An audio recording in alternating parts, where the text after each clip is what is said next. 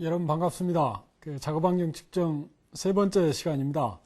오늘 이 시간은 이제 지난 시간에 공부했던 근로자 노출 평가의 나머지 과정을 설명을 드리도록 하겠습니다. 지난 시간에 배웠던 내용들이 예비조사 또 위험성 평가까지 설명을 했습니다. 그 나머지의 노출 평가 과정도 여러분들이 이해할 수 있겠죠.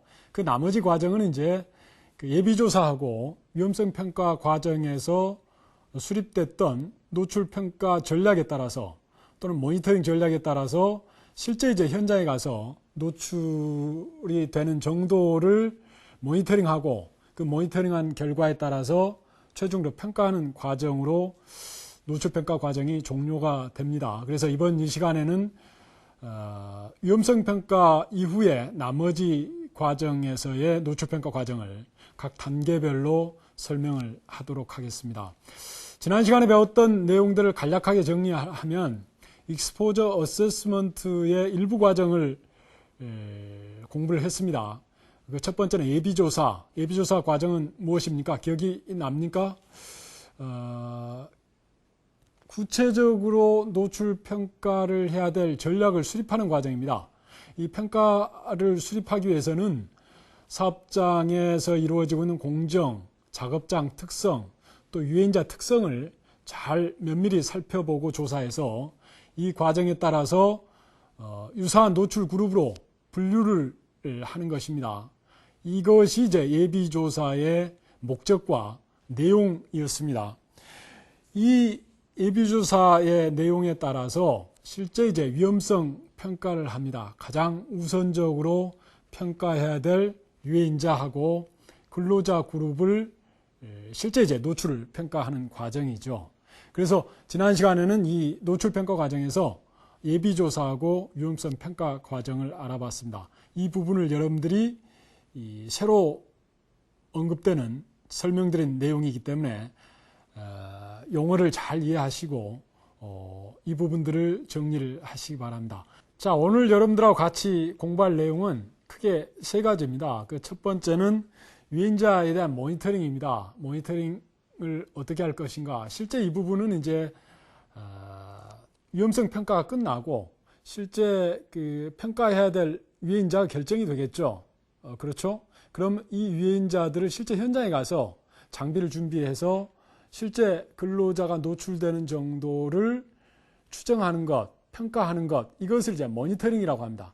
아주 쉽게 얘기하면 측정입니다. 어떤 유해인자에 대한 측정이 유해인자에 대한 모니터링입니다. 물론 이제 측정을 하는 경우도 있고 또 뭐 판단을 하는 경우도 있고 여러 가지가 있겠지만 그냥 통틀어서 여기에서는 유해인자 모니터링이다. 실제 현장에 가서 위험성 평가에서 결정됐던 것들, 우선적으로 평가해야 될 유해인자들을 현장에서 실제 측정하는 것이다 라고 설명을 할 수가 있습니다. 다음은 이제 측정을 한 다음에 근로자가 일하는 시간 동안 측정을 하게 됩니다.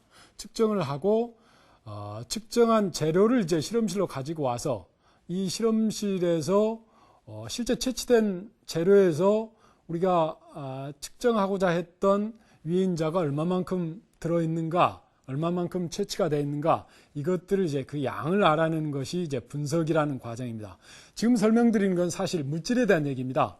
뭐 소음이나 물리적 유해인자는 사실 현장에 가서 측정을 하고 따로 이제 그 실험실에 와서 데이터를 분석을 하겠지만 실제 뭐 분석기기를 이용해서 분석을 하지는 않습니다. 이 점은 여러분들이 이렇게 이해를 하시고요. 다음에는 이제 그 모니터링도 끝났고 실제 분석도 끝났어요. 그러면 유해인자에 대한 구체적으로 근로자가 노출되는 양이 나오게 됩니다. 이것들을 이제 농도라고 하죠. 물론 그 물리적인 유해인자는 강도라고 표현을 하겠지만은 어쨌든 그 근로자가 노출되는 정량적인 농도가 결정이 됩니다. 알 수가 있습니다. 이것에 따라서 이제 실제 그 노출이 타당한지 이 평가하는 것들이 오늘 배울 세 번째 내용입니다. 그래서 모니터링과 분석과 그 결과에 따라서 평가하는 과정, 이 내용에 대해서 오늘 배우도록 하겠습니다. 자, 지난 시간에도 이미 설명을 드렸었는데 다시 한번 여러분들의 기억을 돕기 위해서 노출 평가란 무엇인가, 유해인자에 대한 그 사람의 노출, 흡수가 어느 정도 되는지 타당한지를 판단하는 것, 전문가의 경험에 따라서 판단하는 것, 이것이 이제 익스포저 어세스먼트라고 했습니다. 익스포저 어세스먼트라는 얘기가 계속해서 나오기 때문에 일단 익스포저 어세스먼트라는 개념을 꼭 염두에 두시고 강의를 들으시면 훨씬 수월하게 여러분들이 이해를 할 수 있을 겁니다. 자, 유행자 모니터링부터 자세하게 설명을 하도록 하겠습니다. 다시 한번 정리를 하면 유행자 모니터링이라고 하는 것은 유행자에 대한 노출의 정도를 측정하는 것, 이렇게 쉽게 정리를 할 수 있습니다. 먼저 유행자의 모니터링을 왜 하는가, 그 목적은 무엇인가에 대해서 설명을 드리고 구체적으로 모니터링 방법을 설명을 하겠습니다. 모니터링 방법은 대단히 많습니다. 누구한테 측정을 해야 될 건지, 얼마만큼 측정을 해야 될 건지, 또 측정을 한다면 몇 명한테 시료 채취수는 어느 정도 해야 되는지, 또 해야 되면은 방법은 또 어떻게 해야 되는지, 사실 유행자 모니터링과 관련되는 결정해야 될 요인들은 대단히 많습니다. 현장에 가서 실제 이제 모니터링을 해야 되는데 모니터링에 관련되는 내용은 대단히 많습니다. 결정돼야 될 것들이 대단히 많죠. 그래서 모니터링에 대한 구체적인 목적과 방법들을 한번 설명을 하도록 하겠습니다. 자, 유행자 모니터링 하면은 이제 일단 물리적인 것, 화학적인 것, 생물학적인 유행자에 대한 내용이다, 이렇게 이해를 하시면 되겠습니다. 그래서 화학적, 생물학적 물질, 일종의 공기중의 유행자를 채취를 하고 분석해서 그 양을 알아내는 과정, 이것들을 이제 유행자 모니터링이라고 할 수가 있습니다.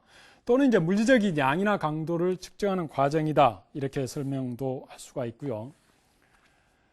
자, 이건 다시 말씀드리면은 현장에서 근로자들이 실제 호흡기를 통해서 노출되는 정도를 모니터링하는 것이다, 이렇게 이해를 하면 되겠습니다. 뭐 차츰차츰 저하고 학습을 해 가면은 이런 정의들을 보다 완벽하게 이해할 수 있을 겁니다. 다시 말씀드리면 공기와 함께 우리 몸에 흡수되는 물질, 물리적, 화학적, 생물학적 물질들을 채취를 하고 적정한 재료를 이용해서 채취를 하고 또 운반하고 실험실에서 그 양을 알아내는 과정, 이것들을 통틀어서 모니터링 또는 측정, 채취, 이렇게 설명을 합니다.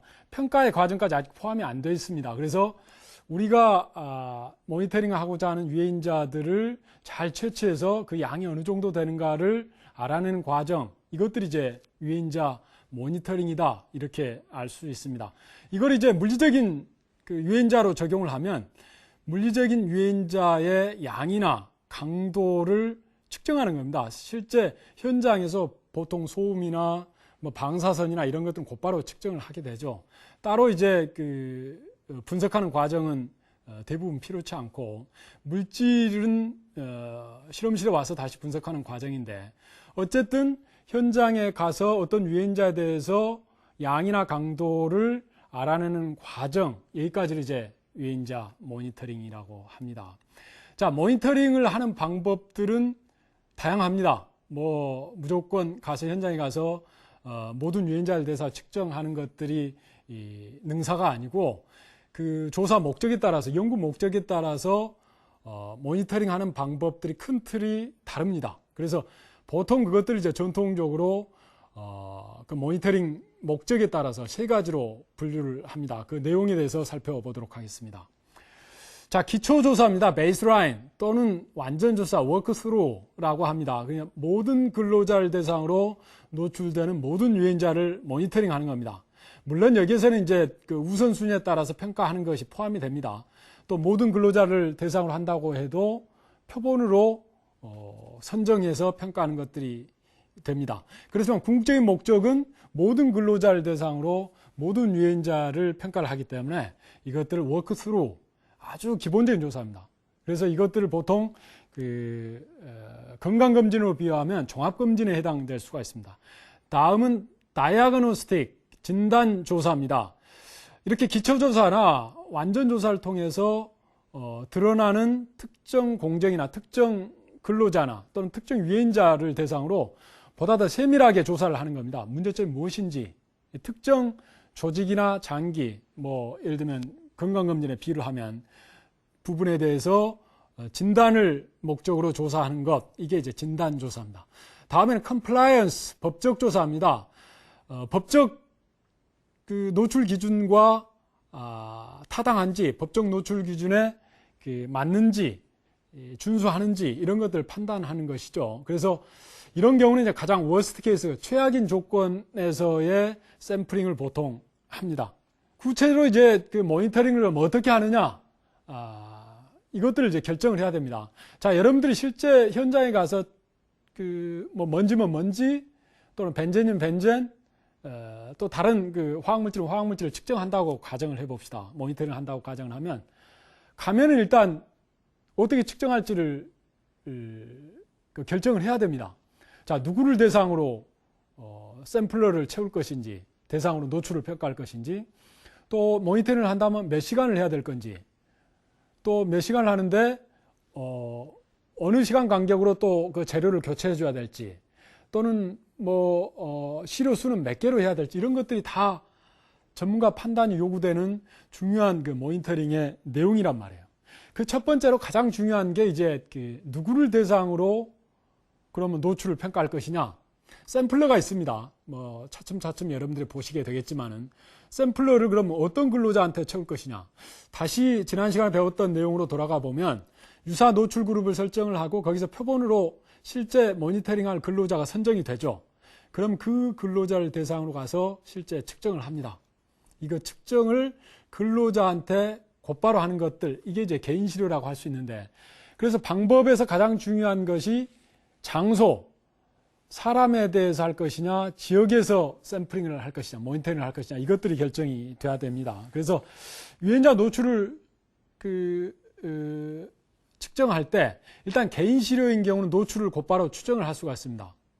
개인 근로자가 펌프를 착용하고 그 재료를 직접 착용하기 때문에 실제 근로자의 호흡기 주변 또는 노출되는 가까운 부위에서 측정을 하니까 실제 근로자가 어떤 유해인자에 대한 흡수가 된다고